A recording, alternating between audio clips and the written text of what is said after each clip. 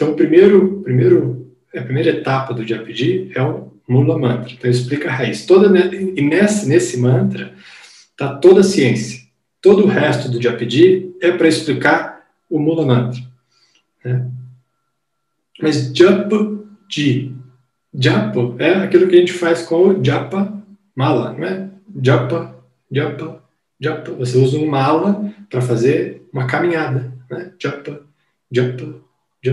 Né? Você fica rodando uma mala numa caminhada, num fluxo contínuo. E Ji é o caminhar em direção à alma. Ji é a alma. Então, o caminhar em direção à alma. Quem caminha em direção à alma?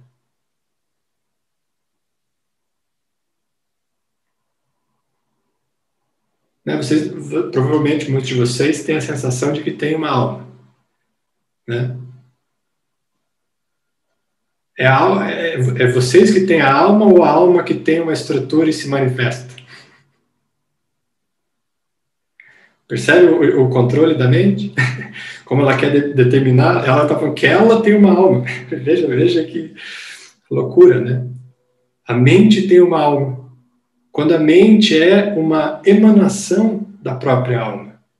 Lembra? Ela surge do fluxo infinito.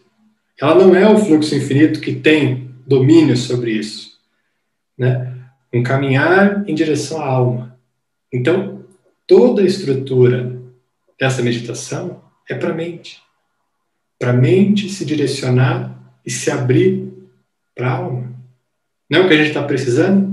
Não é o que a gente fica achando que a gente está preso na mente precisa se abrir, tem que arranjar um espaço de que a essência possa acontecer aí e você possa vivenciar a sua verdade, né? A gente às vezes fala isso, né? Eu quero ser eu mesmo, né? Quem é o mesmo que você quer ser?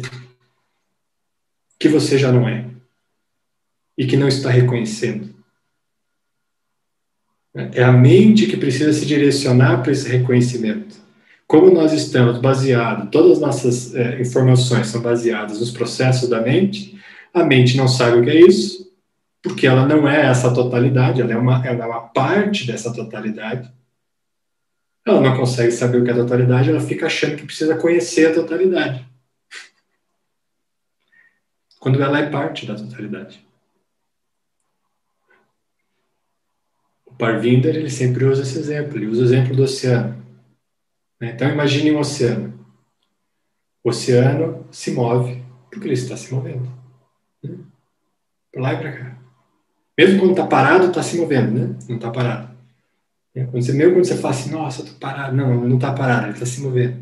Aí às vezes ele se move mais. Quando ele se move mais, o que surge? Ondas. Né? Você já pensou se a onda que surge no oceano fala assim, eu sou uma onda e eu tenho um oceano? A onda é a emanação do oceano. Isso que é a mente. A mente é uma onda do oceano que vai inevitavelmente mergulhar de novo nesse oceano. Né? E toda a estrutura do Japji é feita para esse reconhecimento, para que a mente possa reconhecer. E esse primeiro, então veja, há primeiro o mantra, que é toda a técnica, toda a tecnologia. Está tudo explicado ali. Né? Mas ainda assim, decide se explicar ainda mais. E a primeira explicação, veja como começa ali. Sochi nahovei, de Sochi lakvara. Tá? Sochi nahovei, de Sochi lakvara. Sochi é um ato que acontece, que resulta de uma ação. Tá? Sochi é um ato que resulta de uma ação. Toda vez que tem esse é um resultado de uma ação. E Sochi tem uma tradução possível que é limpar-se. Tá? Tomar banho, limpar. Então, Sochi, o ato que limpa.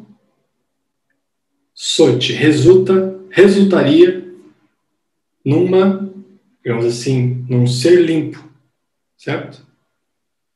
Mas ali no mantra está dizendo que não. Nahovei.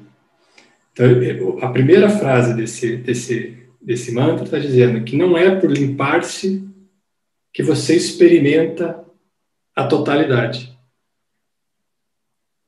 Tá? Soche Nahovei. Isso não acontece por limpar-se. Então, ele está dando uma indicativa aqui que é a limpeza, que é o estado que você julga puro, que a gente poderia traduzir como puro, não acontece por limpar-se. Mas veja que interessante, porque essa mesma palavra, ela pode significar pensar.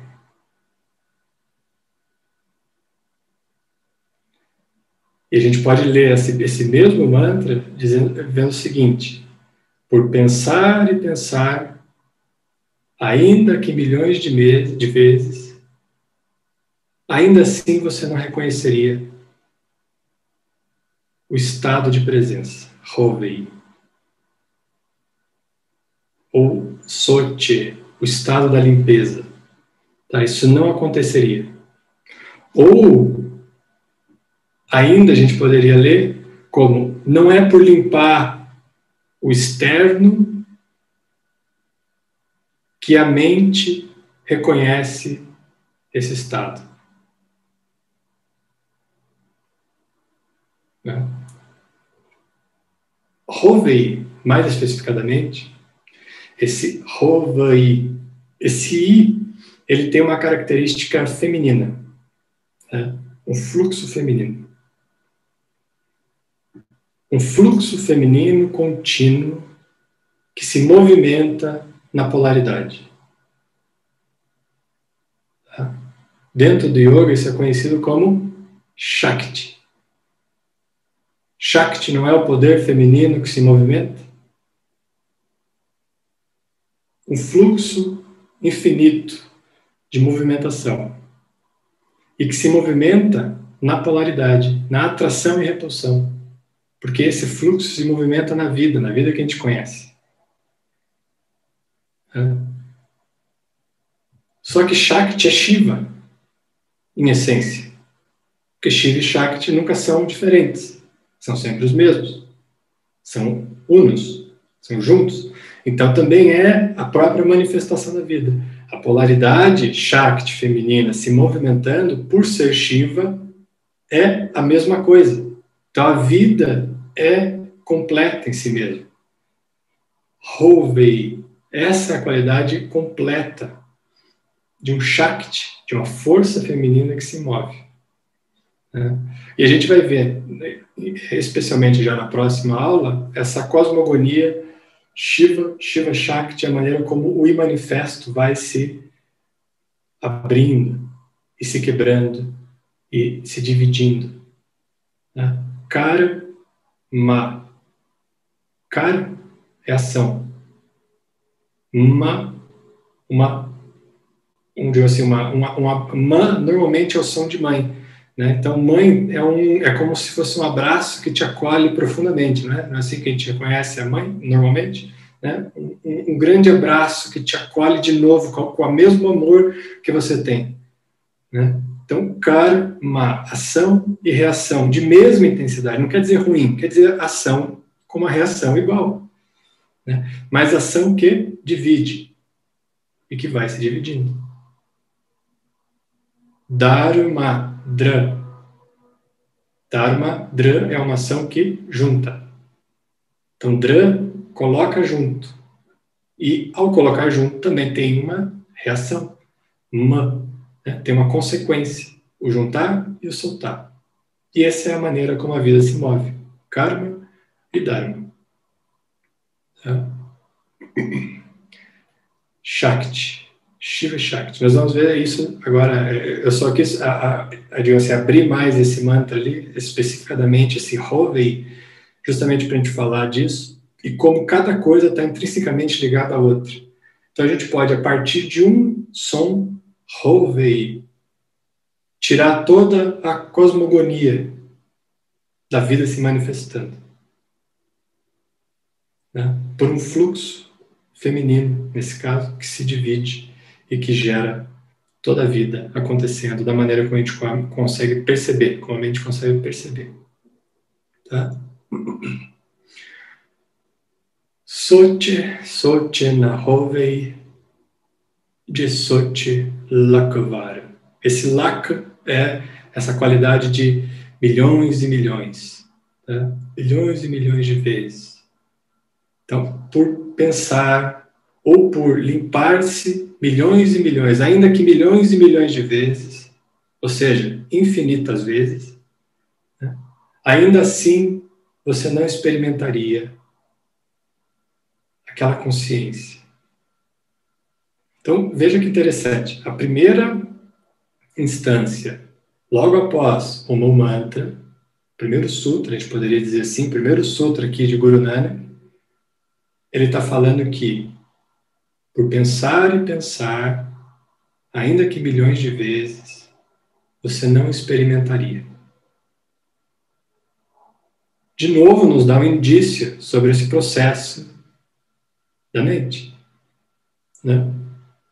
Porque a vida, como a gente percebe nessa divisão de polaridades, só ocorre na mente. Tá? Agora, se você olhar ali a segunda linha, Chupe chupa nahove, jela raha levitar. Ele tá, então a primeira linha ele fala assim, se você pensar, isso não ocorre. Aí, qual é uma conclusão que uma mente poderia chegar? Opa, fiz um risco aqui.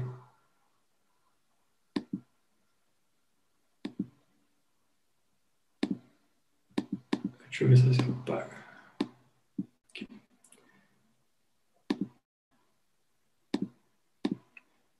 Uma mente poderia pensar, se por pensar e pensar muitas vezes eu não atinjo esse estado, então qual que é a solução?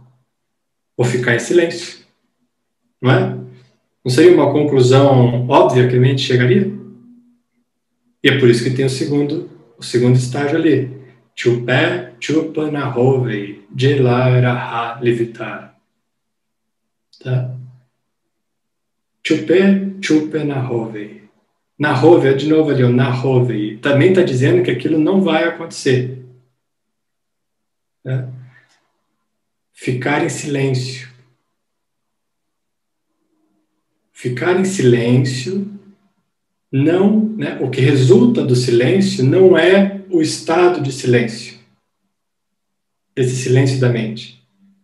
Não é porque você fechou os olhos e se sentou para meditar que você vai reconhecer o silêncio.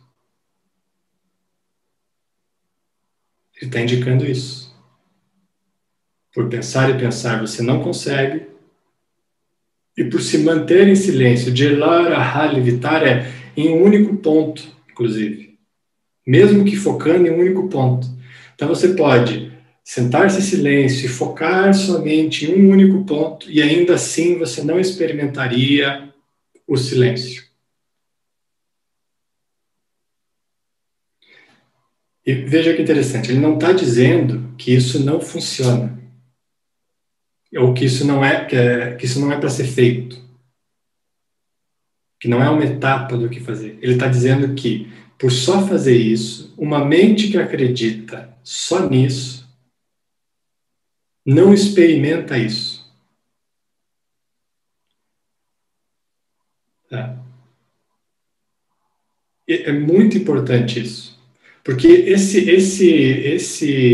power inteiro, ele nos coloca numa condição de observar a vida como ela está acontecendo, no momento em que ela está acontecendo. Ele não está falando para você rejeitar a vida se apresentando da forma como ela se apresenta.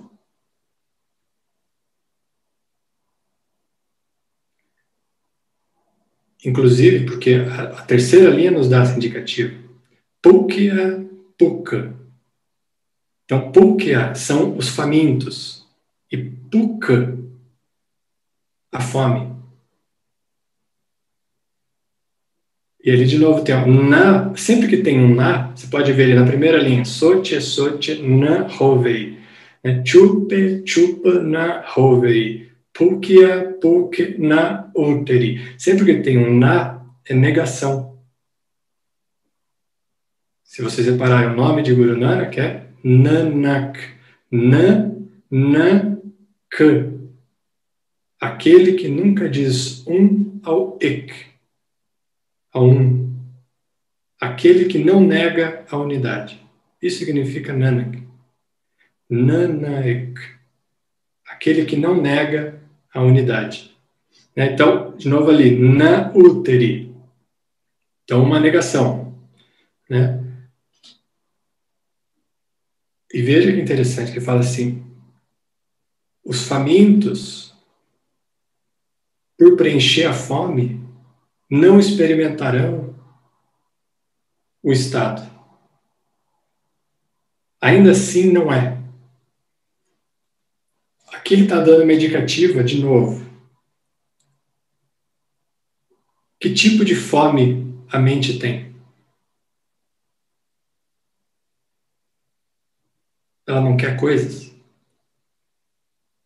Ele inclusive diz ali, ó, Jebana Puriya Para.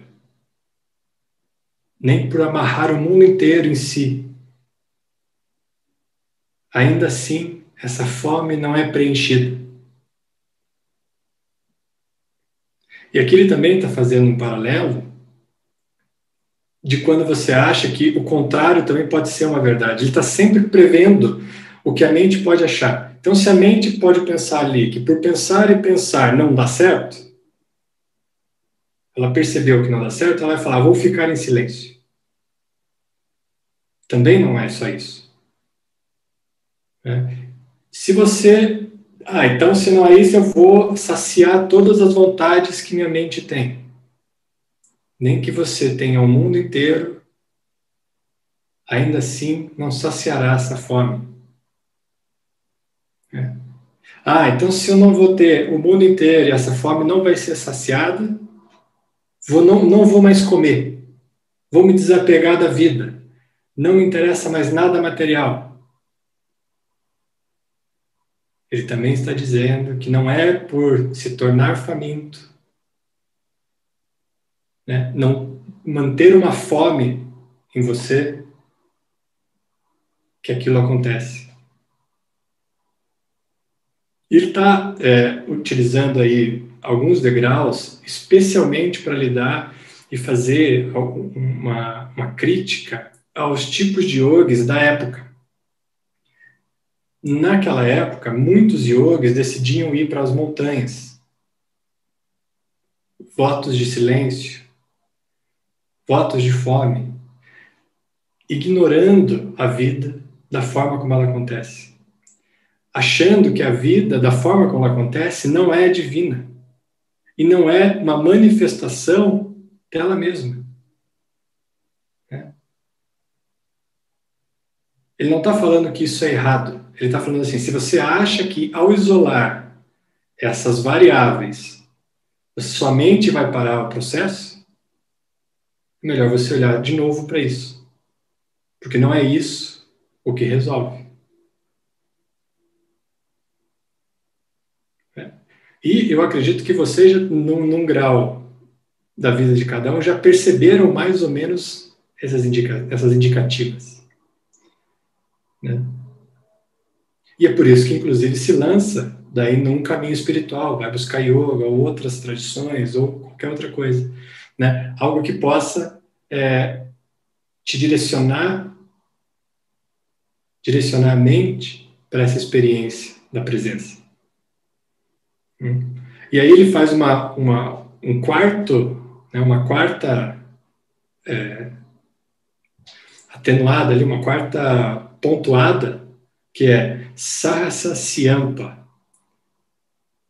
Porque daí, ao descobrir que por pensar e pensar as coisas que você já está pensando, ou ficar pensando inteiramente o tempo inteiro no infinito, ou mergulhado nesse processo infinito de pensar, isso não resolve. Por ficar em silêncio, focado em um único ponto, só isso não resolve. Por se manter faminto ou querer saciar essa fome, isso não resolve. Então você fala assim, eu vou me lançar num caminho espiritual e vou ser um ser espiritual. Aí ele está dizendo assim, por estudar os textos espirituais, ter toda a sabedoria espiritual. Olha, tem de novo uma negação ali, ó, nachale nale. Também não vai acontecer.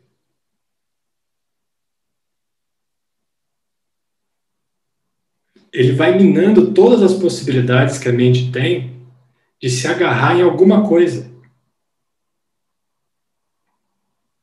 Sarsa Siampa Laka Hove. Laka, o mesmo Laka lá do Soche Soche na Hove. Ou seja, mesmo que você tenha lido todos os textos espirituais da humanidade, você saiba rebater todos, você saiba ter argumentos para tudo, a todo momento você sabe qual é a resposta. Ele está dizendo assim, ainda assim, você não vai ter a experiência da totalidade. Nachale nale.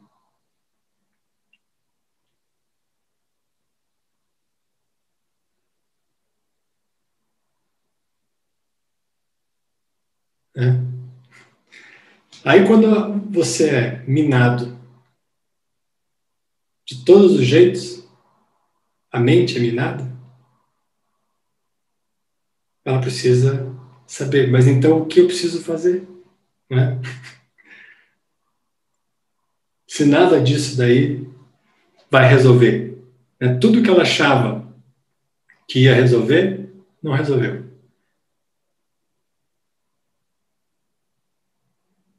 Não sei se vocês já ouviram uma história do Alexandre Magno.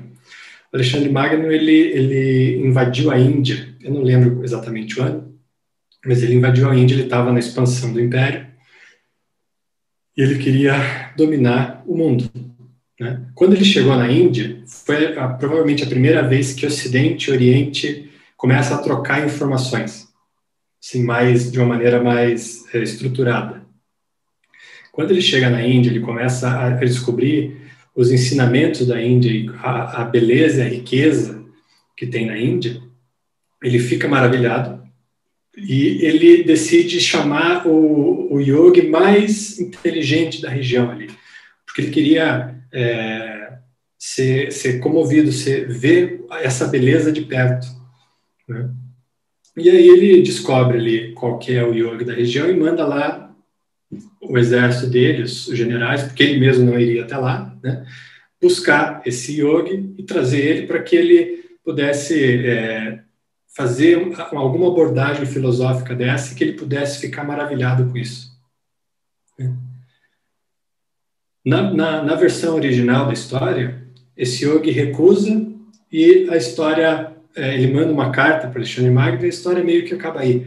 Mas a versão que eu ouvi pela primeira vez e que para mim fez muito sentido, eu vou compartilhar essa versão com vocês, então saibam, não é a versão oficial, tá? É uma paródia da versão oficial dessa história.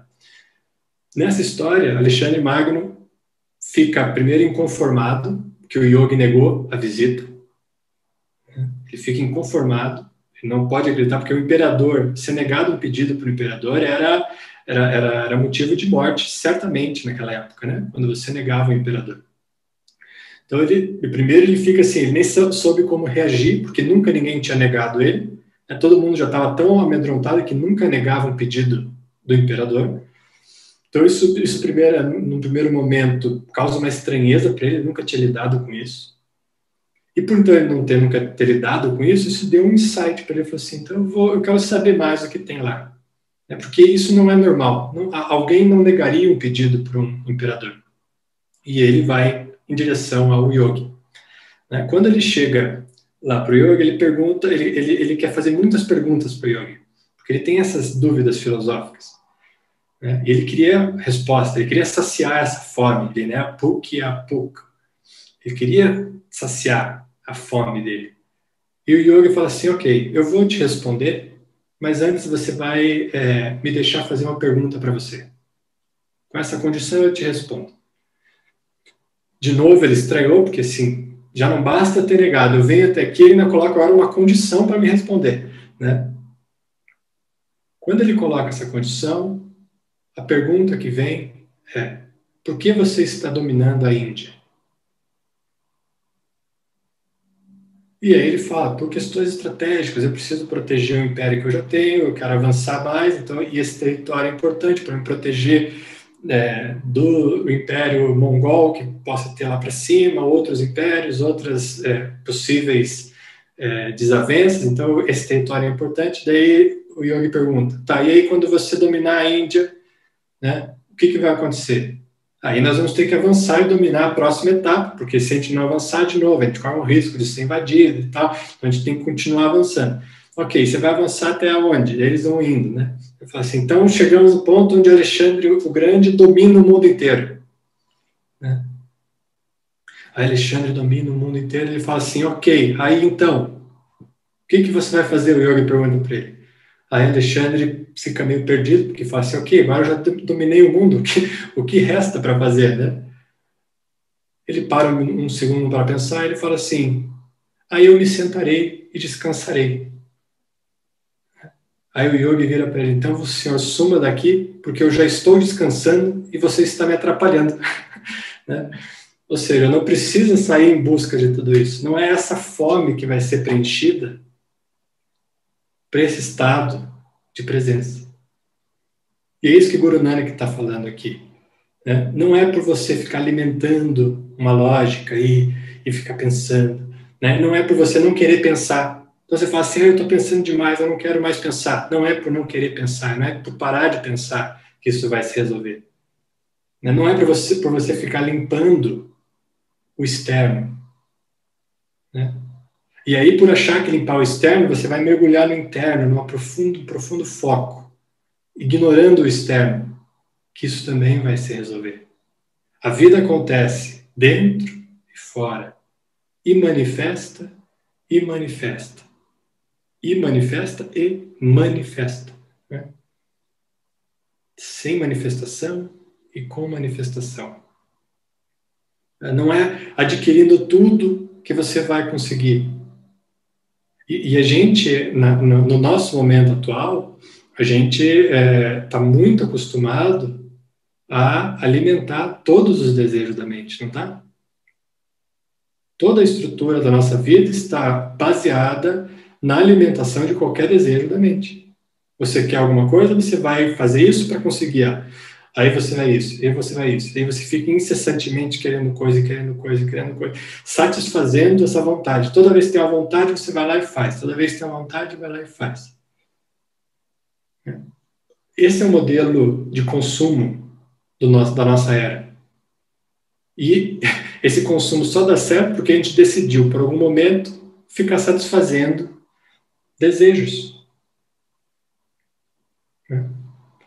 Que não vão levar a lugar nenhum, porque não é por você ter o mundo inteiro que ainda assim, né, você não vai experienciar essa presença. E aí a primeira pergunta que ocorre no Japji é justamente essa. Kiva satyara hoye kive kure prutepale. Então, como eu experimento essa presença, essa verdade? Satya, sat, sat, vem da mesma raiz, de uma verdade que acontece, uma verdade permanente, que existe desde sempre, e está existindo aqui agora, e vai existir para sempre. E foi sempre assim. Então, como experienciar essa verdade?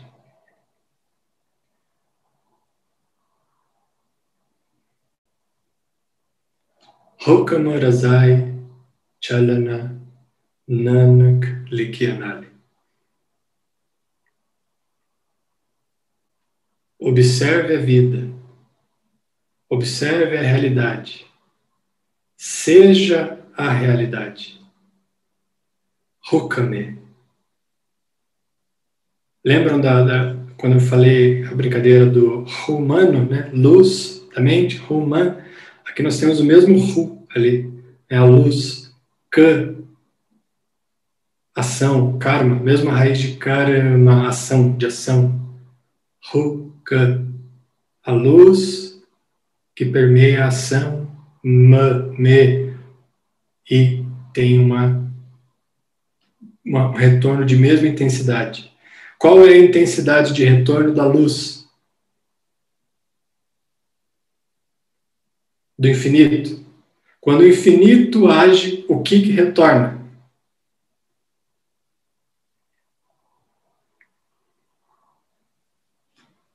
O próprio infinito.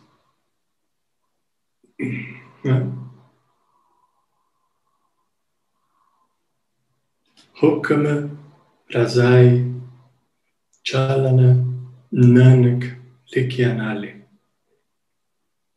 Nale é a totalidade. É sendo a própria vida, sendo a luz na ação, a qualidade do humano, a luz que permeia a mente e a mente que controla as ferramentas de ação do humano. É a mesma luz que permeia e que se torna ação, sendo ela mesma que experimenta a totalidade. A mente não experimenta isso, porque ao experimentar, ela vai querer conceitualizar. Ela vai querer condicionar isso à experiência da totalidade. E a totalidade, o infinito, tem como ser colocado numa forma? Foi assim que a gente começou? Como é que era o funcionamento da mente? A mente não precisa colocar em forma, contrastar, ter referência, tempo e espaço, para poder se dar conta do que está ocorrendo? Como que a mente vai colocar a totalidade na forma?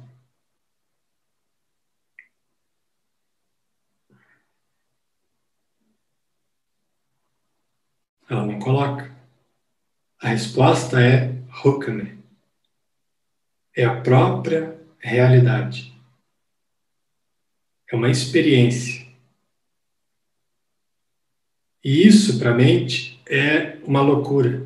Porque ela não pode acreditar que tudo que ela pensa, a resposta é algo que ela não pode pensar, que é o momento presente, que é aquilo que está ocorrendo na realidade.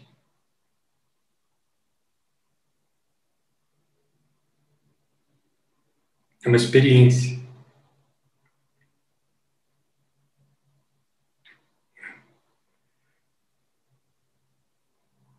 Uma experiência que já está dentro de você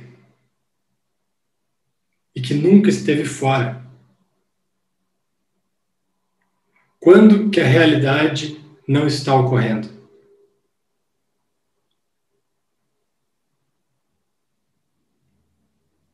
Há algum momento em que a realidade não está ocorrendo? Deixa eu cancelar aqui para ver vocês melhor.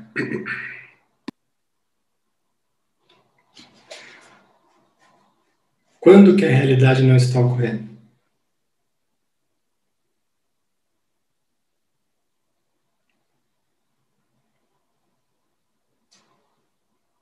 Nesse momento que você percebe a realidade, quando a mente percebe, já não é mais, né? Já passou. No mínimo, ela está sempre alguns milésimos de segundo atrasada, né? Então, isso que você chama de realidade, quando você pensa sobre isso, já não é mais, já é passado. Não é? E a realidade que está ocorrendo agora, não está ocorrendo ainda assim? Mesmo enquanto você pensa no passado?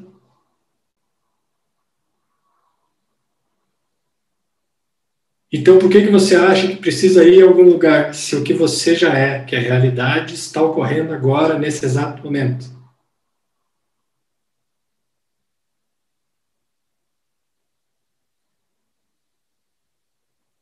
É difícil para a mente compreender isso. E é por isso que a experiência é a única resposta. O momento presente. Aquilo que acontece naquele instante. E por isso que a meditação, as práticas de yoga, são essenciais para isso. Porque isso promove uma condição da mente relaxar e não querer conceitualizar, condicionar o infinito.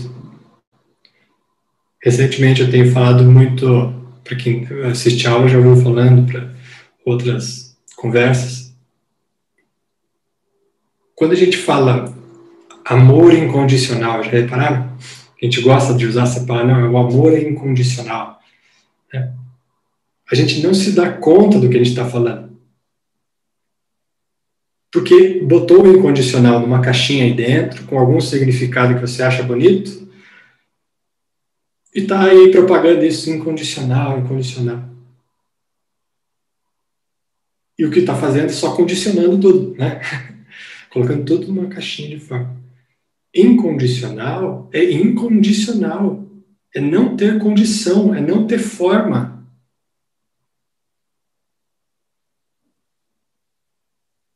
E quando você consegue experimentar isso?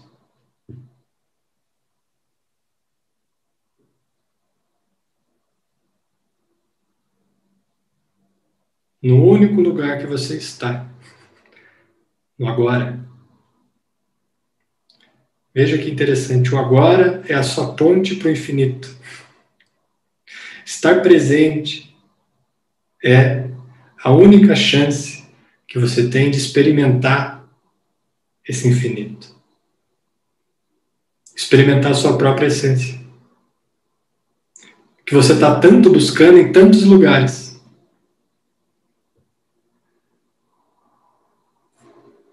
Não é isso que a gente está fazendo?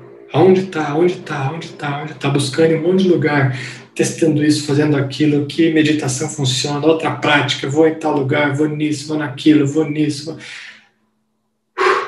E não para de ir, não para de ir, não acha, não acha, não acha. Porque você não está buscando no único lugar aonde isso está.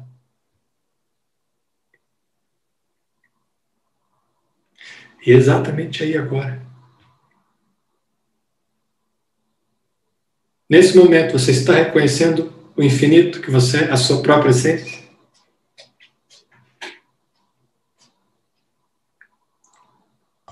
Ou está buscando no passado alguma coisa, alguma referência disso? Projetando no futuro, quando você estiver vivendo a sua essência, não é isso que a gente faz? Não, quando eu estiver vivendo a minha verdade, aí sim vai acontecer.